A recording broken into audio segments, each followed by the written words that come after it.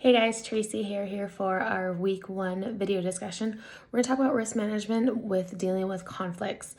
Throughout any project, there's always bound to be some sort of conflict, whether it be internally within the team or between the stakeholders and the project manager, trying to get a resolution to get to each other's end goals.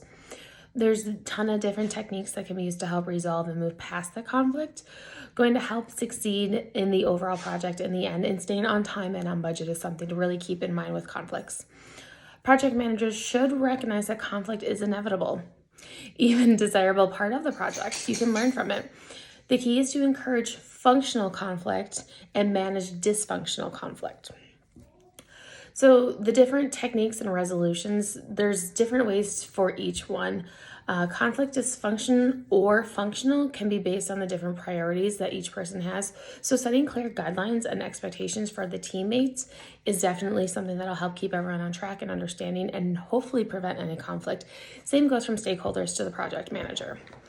Using active listening. If you're a project manager and there's a conflict within the team, having that active listening is definitely going to be key. Find a common ground. How can we make everyone meet in the middle and succeed and move forward? Embrace and learn from this conflict. Move forward. Learn from the past. It's what history is. We just learn from the past. And encourage regrouping. After there's been a major conflict, really regroup the team together. Talk about what happened. This is what happened. This is what resolved it. And this is how we're going to move forward. Again, leading to resolving the conflict.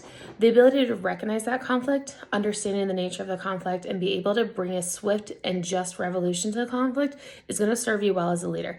That's from actually Matt Wyatt. He is a research journalist for Forbes magazine, and I found an article from him in 2012 in Forbes that was really beneficial. This provided the capabilities to show your team that you're an effective leader and can help the group continue to grow. Communicate and compromise. This is key. If you can't communicate and you can't compromise, you're not going to be able to function well. And have that plan of action move forward. I kind of mentioned it previously, but when that conflict is resolved, have that plan to move forward so history can't repeat itself. And overall, just collaborate. Have open communication. Dealing with difficult people is bound to happen. Not everyone is the same. Not everyone has the same work ethics. So difficult people are bound to come around. Identifying what motivates that individual. Find something that gives them that push and that drive and maybe give them that little extra boost to get there, and they'll be able to conflict resolute themselves and move on.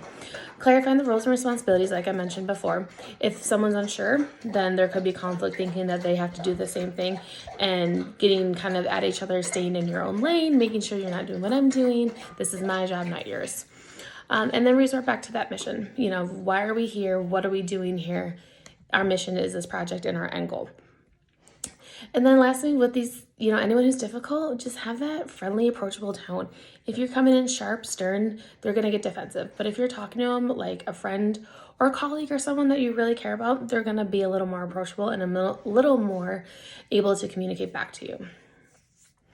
So strategies to deal with these difficult people is identify that problem early. Use the different ways to deal with them in that early recognition. Maintain open and honest communication, like I said before. And then lastly is establish SMART goals with them. That will definitely help them get back on track.